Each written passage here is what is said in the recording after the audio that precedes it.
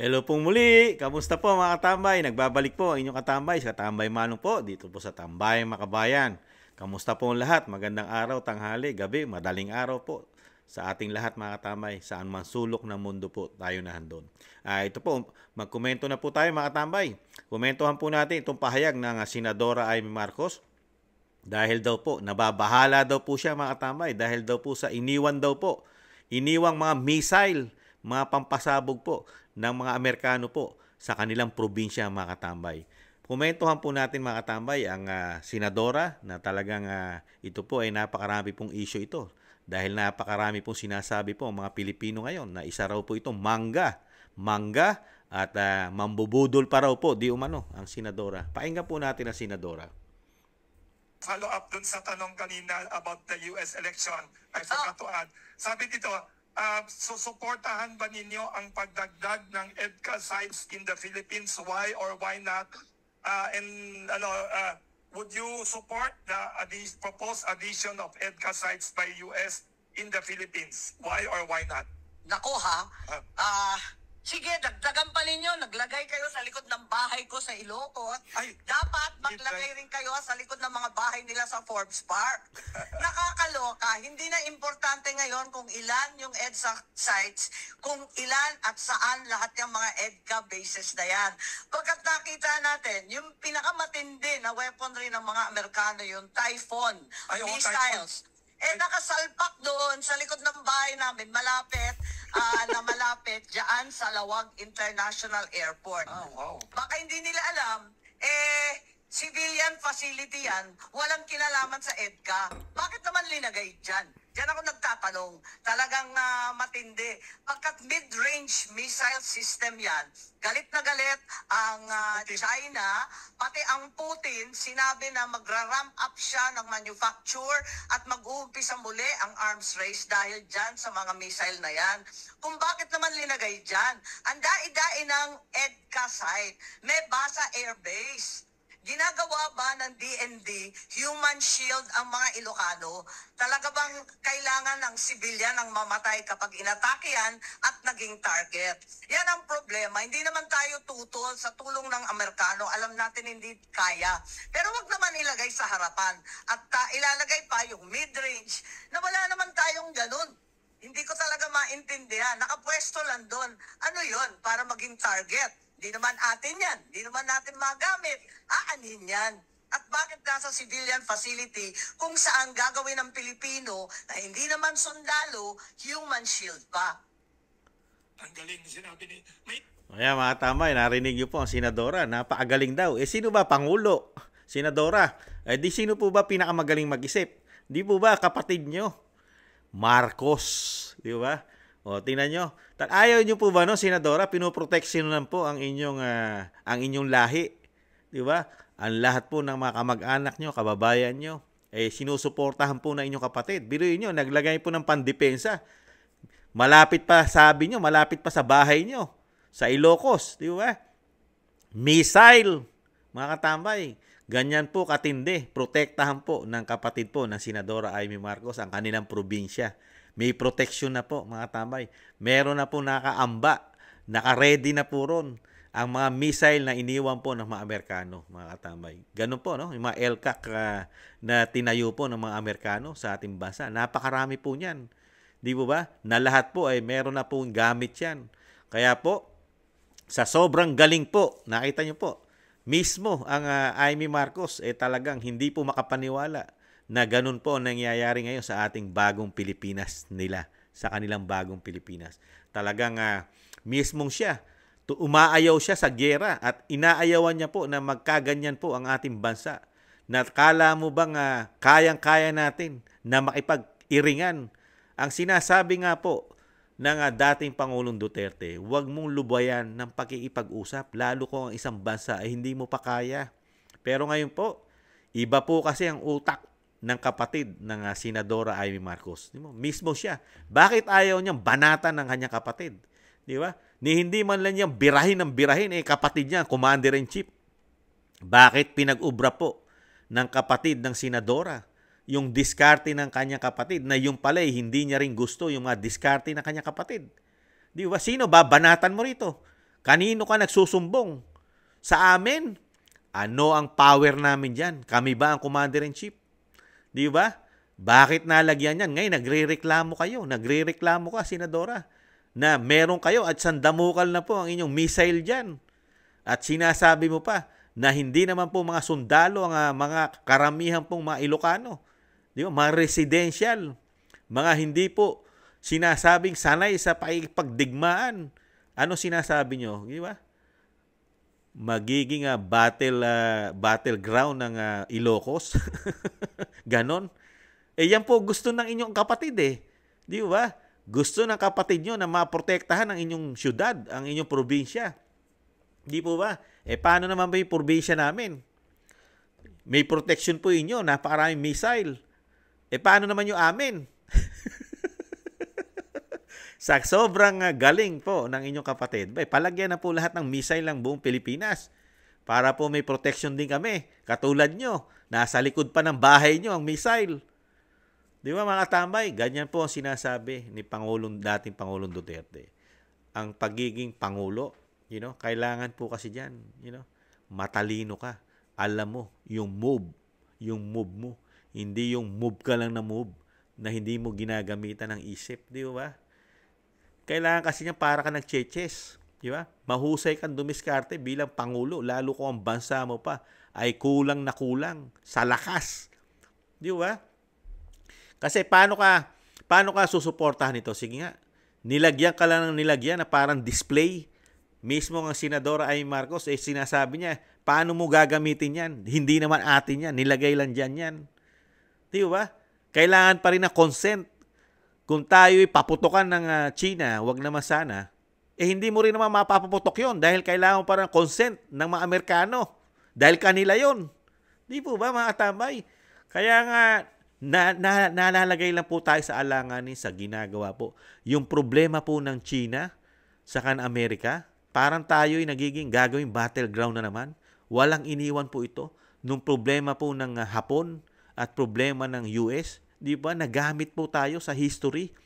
Wala po tayong kaaway. Nagkakaroon tayo ng kaaway dahil sa mga Amerikano. Di ba? Yung mga history natin. Di po ba? Kaya nga nakakagulat na lahat na lang po ng nagiging problema sa ating bansa, lagi pong kasama po natin ang Amerika sa problema. Di ba?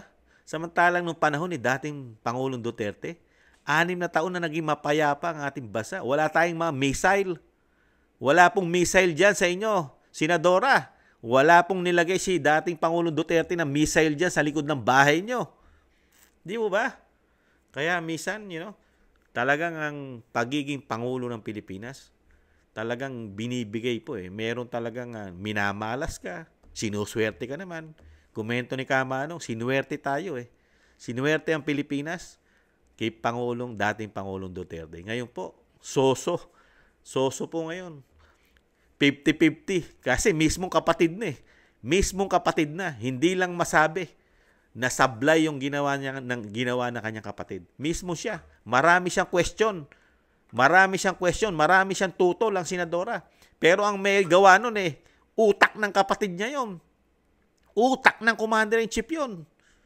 Sino ba ang nagdideklara lahat sa ating bansa? Sino ang nasusunod? Di ba Commander-in-Chief? Senadora? Kaya nakakalungkot po ang nangyayari sa atin. Wag naman po sana. Dito po sa mga diskarte po ng bagong Pilipinas nila, sana po, sa sobrang hirap na po ng ating pinagdadaanan ng ating bansa, sana wag na po itong dagdagan ng katulad na isang giyera. Dahil alam naman natin ang giyera. Ang panalo po dyan, wala pong panalo yan. Ang nananalo po lang dyan yung malalakas. Pero yung mahihina, ang kawawa dyan, lalo ang mahihirap. Number 1 po, wala tayong kakayahan na umalis ng ating bansa. Sila meron. Napakayayaman nila, lalo ang Senadora. May sarili pong kakayahan niya para umalis ng bansa yan pag may giyera. Kasama ang kanyang buong pamilya. At pati ang mga kasambahay nito, bit. Tayo, may kakayahan ba tayo? Wala.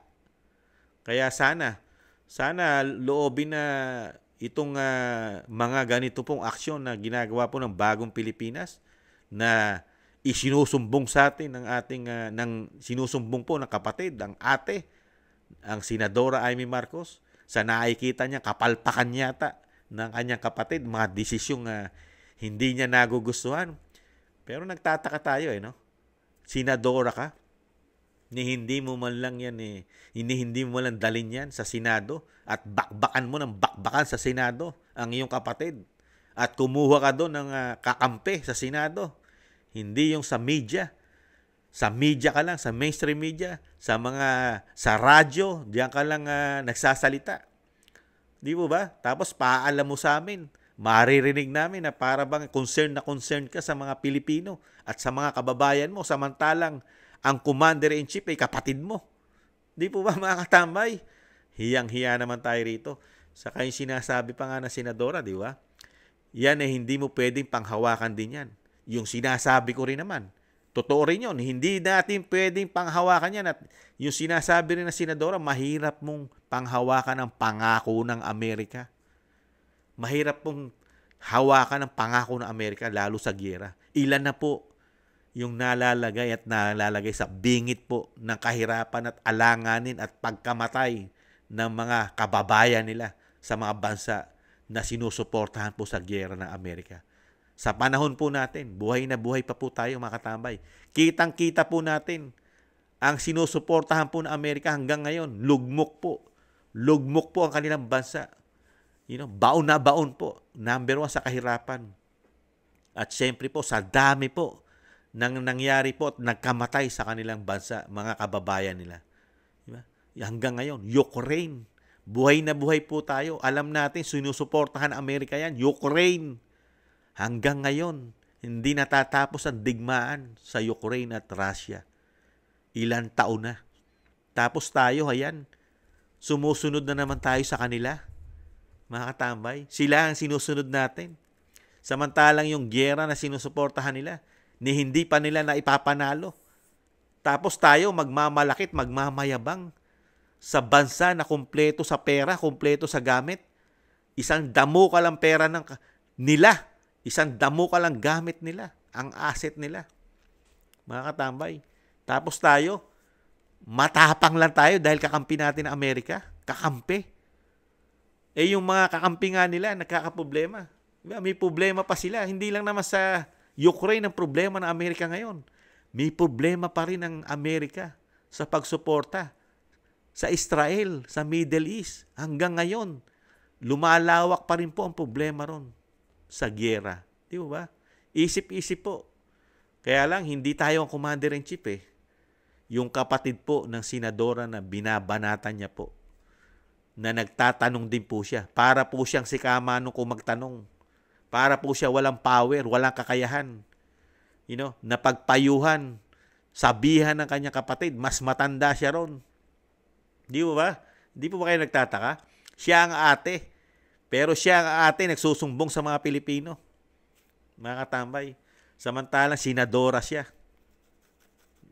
Sana wag tayong dalhin ng bagong Pilipinas nila sa napakalaking bangungot na mararanasan natin bansa, ang giyera. Wag na wag po sana tayong dalhin diyan, mga katambay. Dahil nga yan na po ang pinakamahirap na mangyayari sa ating bansa. Natitiis pa natin yung gutom, mahal na mga bilihin, kakulangan sa trabaho. Pero dadaling ka sa isang bangungot na kalahi-lahian natin ang magsasaper dyan, lalo yung mahihirap katulad natin. Wag na wag po sana. Kaya lang, kung sinasabi nga ni Kamanong, kung totoo naman po ang issue na nagdodroga, bangag ang Pangulo, baka nga maisipang makipag-away nito dahil nga doon sa issue daw na ito'y bangag at gumagamit ng droga at wala halos sa tamang pag-iisip daw di umano. Wag naman sana, mga katambay. Dahil kawawa ang ating lahi at ang ating mga kaapu-apuhan at ang mga susunod na lahi nating ng ating mga lahi, mga katambay, pagka sa giyera, di ba? Kaya Senadora Amy Marcos, talaga pong nawawala po ang tiwala po ng mga Pilipino sa pamilya nyo, lalo po sa inyo. Napakahusay nyo po magsalita, nakikita nyo po ang problema na hindi magandang pinapasok po ng bagong Pilipinas ng kapatid nyo, pero nananatili pa rin po kayo parang marites. Hanggang salita lang po, hanggang kwento, hanggang batikos, pero walang saysay, nada. Ito po ang bagong Pilipinas. Ito po ang legasiya na iiwan sa atin ng Marcos Jr. yata mga tambay. Na maglagay ng missile. Yan, inumpisahan na po sa probinsya nila. Marami po silang missile ngayon doon mga katambay. Muli po, si Katambay Manong, tiis-tiis lang po. At sa darating na halalan po, diyan po natin ipakita ang ating nararamdaman sa pagpapatakbo nila. Kung paano po sila magpatakbo sa atin mga katambay. Magmula po sa Senado, Kongreso, at sa mga LGUs, bigyan po natin sila ng tama mga katambay. Tama, nasa atin kamay ang tama ngayon.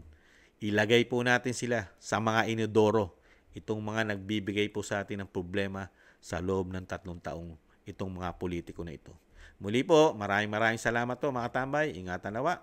Lalo po sa mga gusto po ng ating Tambayan Makabayan sa YouTube at TikTok. At syempre po, maraming salamat po sa mga nagla-like, share, and subscribe at mga nagko-comment. Sa muli po mga tambay, maraming salamat po.